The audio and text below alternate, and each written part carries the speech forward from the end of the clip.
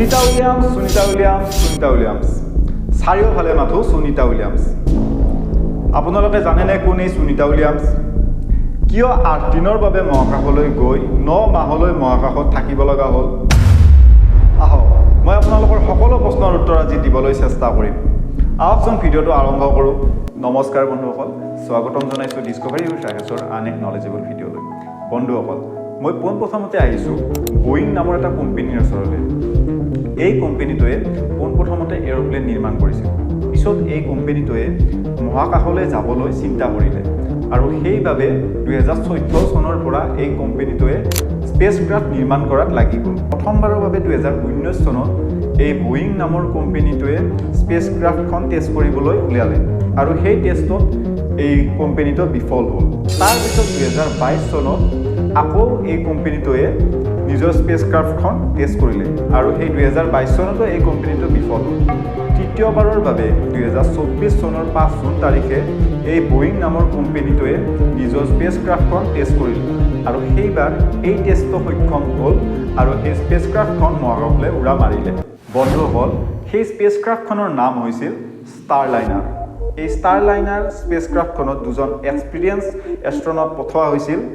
প্ৰথমজনৰ নাম হ'ল Butch Wilmore আৰু দ্বিতীয়জনৰ নাম হ'ল সুনিতা উইলিয়ামছ। 2024 চনৰ 5 জুন তাৰিখে এই ষ্টাৰলাইনাৰ স্পেচ ক্ৰাফ্টখন পৃথিৱীৰ পৰা মহাকাশত থকা ISS-লৈ উৰা মাৰিলে। ISS অৰ্থাৎ ইণ্টাৰনেশ্যনেল স্পেচ ষ্টেচন। বন্ধুসকল, ইণ্টাৰনেশ্যনেল স্পেচ ষ্টেচনখনক USA, NASA, Russia, Europe, Japan আৰু কানাডাই একেলগে নিৰ্মাণ কৰি মহাকাশলৈ পঠাই দিছিল আৰু ইয়াক 2000 চনত পঠাই দিয়া হৈছিল। তাত 2টা বাথৰুম, এটা জিম আৰু 6জন মানুহ থাকিব পৰাকৈ বহুতো সুবিধা উপলব্ধ আছে। যেতিয়া এই ষ্টাৰলাইনাৰ স্পেচ ক্ৰাফ্টখন মহাকাশ গৈ পালে, তাৰ 2 দিন পিছত গম পালে যে সেই ষ্টাৰলাইনাৰ স্পেচ ক্ৰাফ্টখন পৃথিৱীলৈ আকৌ উভতি আহিবৰ বাবে একেবাৰে অনুপযোগী আছিল।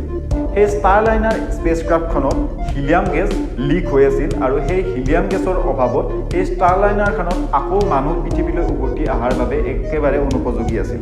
2024 চনৰ 6 ছেপ্টেম্বৰ তাৰিখে এই ষ্টাৰলাইনাৰ স্পেচ ক্ৰাফ্টখন পৃথিৱীলৈ আকৌ এষ্ট্ৰনট অবিহনে পঠাই দিয়া হ'ল আৰু বাটছ উইলম'ৰ আৰু সুনিতাই সেই স্পেচ ষ্টেচনখনতে থাকি গ'ল।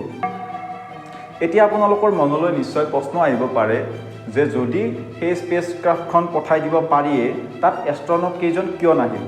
যদি সেই স্পেচ ক্ৰাফ্টখনত এষ্ট্ৰনট আহিলেহেঁতেন তেতিয়াহ'লে সেই স্পেচ ক্ৰাফ্টখন ব্লাষ্ট হৈ যোৱাৰ চান্স আছিলে। সেইকাৰণে এই এষ্ট্ৰনট কেইজন এই স্পেচ ষ্টেচনখনতে থাকি গ'ল আৰু এই স্পেচ ক্ৰাফ্টখন আকৌ পৃথিৱীলৈ উভতাই পঠোৱা হ'ল। এই এষ্ট্ৰনট দুজন যে 8 দিনৰ বাবে মহাকাশলৈ গৈ 9 মাহলৈ থাকিব লগা হ'ল, ইয়াৰ কাৰণটো হ'ল যি বয়িং কোম্পানীটো আছিল সেই কোম্পানীটোৱে চেষ্টা কৰি আছিল যে সেই স্পেচ ক্ৰাফ্টখন আকৌ ৰিপেয়াৰিং কৰি পেলাই মহাকাশলৈ পঠাব পাৰিব। কিন্তু তেওঁলোকে বাৰ বিফল হৈ পৰিছিল আৰু অৱশেষত হাৰ মানি তেওঁলোকে ইলন মাস্কৰ সহায় ল'বলগীয়া হ'ল। কাৰণ বয়িঙে একমাত্ৰ কোম্পানী নহয় যোনে এই স্পেচ ক্ৰাফ্ট নিৰ্মাণ কৰে।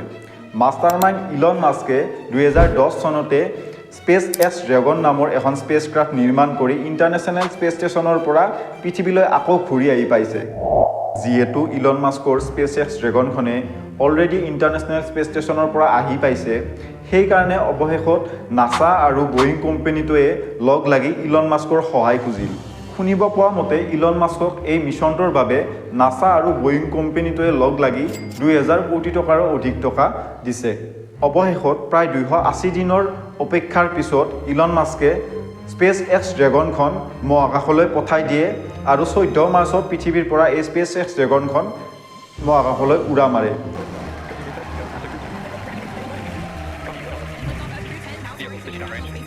আৰু 280 দিনৰ অন্তৰ পিছত বাটছ উইলম'ৰ আৰু সুনিতা উইলিয়ামছে 18 মাৰ্চত পৃথিৱী আকৌ ঘূৰি আহি পায়।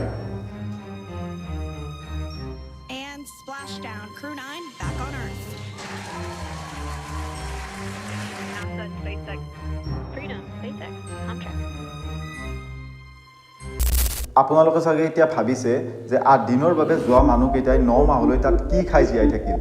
আচলতে স্পেচ ষ্টেচনখনত প্ৰতি 6 মাহৰ মূৰে মূৰে স্পেচক্ৰাফ্টৰ জৰিয়তে খাদ্য প্ৰদান কৰা হয় যি স্পেচক্ৰাফ্টত মানুহ যাব নোৱাৰি সেই স্পেচক্ৰাফ্টখন পৃথিৱীৰ পৰাই নিয়ন্ত্ৰণ কৰিব পাৰি আৰু সেই খাদ্যসমূহ ড্ৰাই ফৰ্মত লৈ যোৱা হয় যদি ড্ৰাই ফৰ্মত লৈ যোৱা হয় তেতিয়াহ'লে খাদ্যসমূহৰ ওজন কমে আৰু খাদ্যসমূহ বহু দিনলৈ সতেজ হৈ থাকে আৰু সেইবাবে এই খাদ্যসমূহ ড্ৰাই ফৰ্মত স্পেচ ষ্টেচনলৈ লৈ যোৱা হয় এতিয়া আপোনালোকে ভাবিছেনে যে বাছ উইলমৰতকৈ আমি সুনিতা উইলিয়ামছৰ কথা ইমান কিয় শুনি আছোঁ ইয়াৰ কাৰণ এটাই সুনিতা উইলিয়ামছৰ পিতৃ দীপক পাণ্ডে এজন ভাৰতীয় আছিল আৰু এজন ভাৰতীয় ছোৱালী হিচাপে সুনিতা উইলিয়ামছে আমাৰ পৃথিৱীৰ কাৰণে যিমান যি গৱেষণা কৰিছে তাক লৈ প্ৰত্যেকজন ভাৰতীয়ই গৌৰৱ অনুভৱ কৰিছে সুনিতা উইলিয়ামছে এতিয়ালৈ 3টা মিছন কৰি পাইছে প্ৰথমটো মিছন 2006 চনত কৰিছিল দ্বিতীয়টো মিছন 2012 চনত কৰিছিল আৰু তৃতীয়টো মিছন 2024 চনত যিটো এইমাত্ৰ কৰিলে আৰু এতিয়ালৈ প্ৰায় 606 দিন মহাকাশত সুনিতা উইলিয়ামছে কটাইছে এই 9 মাহ সুনিতা উইলিয়ামছ আৰু বাছ উইলমৰে মহাকাশত এনে কটোৱা নাছিল তেওঁলোকে বহুত বিভিন্ন ধৰণৰ গৱেষণা তাত কৰিছে আনকি তেওঁলোকে কাৰ্বন ডাই অক্সাইডৰ পৰা অক্সিজেন কেনেকৈ ৰিকভাৰী কৰিব পাৰি তাকো গৱেষণা কৰিছে সুনিতা উইলিয়ামছে এতিয়ালৈকে 62 ঘণ্টা 6 মিনিট মহাকাশত স্পেচ ৱাক কৰিছে আৰু তেওঁ একমাত্ৰ মহিলা যোনে মহাকাশত ইমান সময় স্পেচ ৱাক কৰি পাইছে ইয়াৰ পূৰ্বে 2012 চনত সুনিতা উইলিয়ামছে first person to run a টেথনেল ইন স্পেচ খিতাপ পাবলৈ সক্ষম হৈছিল সুনিতা উইলিয়ামছে 2012 চনতে সয়ুজ DMA-05M নামৰ স্পেচক্ৰাফ্টখনৰ কামাণ্ড কৰি দ্বিতীয় ISS মহিলা কামাণ্ডেণ্ট হিচাপে স্থান লাভ কৰিছে সুনিতা উইলিয়ামছৰ দৰে নাৰীয়ে পৃথিৱীৰ বহুতো আন নাৰীক সপোন দেখিবলৈ আশা যোগায় বন্ধুসকল এই ভিডিঅ'টো যিমান পাৰে শ্বেয়াৰ কৰক কাৰণ সুনিতা উইলিয়ামছৰ কথাবোৰ শুনি যাতে আমাৰ পৃথিৱীৰ বা অসমৰ প্ৰত্যেকজন ছোৱালীয়ে অনুপ্ৰাণিত হয় এইখিনি আছিল আজিৰ ভিডিঅ'টো বন্ধুসকল এতিয়ালৈকে ভিডিঅ'টো চাই থকাৰ বাবে বহুত বহুত ধন্যবাদ অজান্তে যদি কিবা ভুল হৈ গৈছে ক্ষমা কৰি দিব জয় আই অসম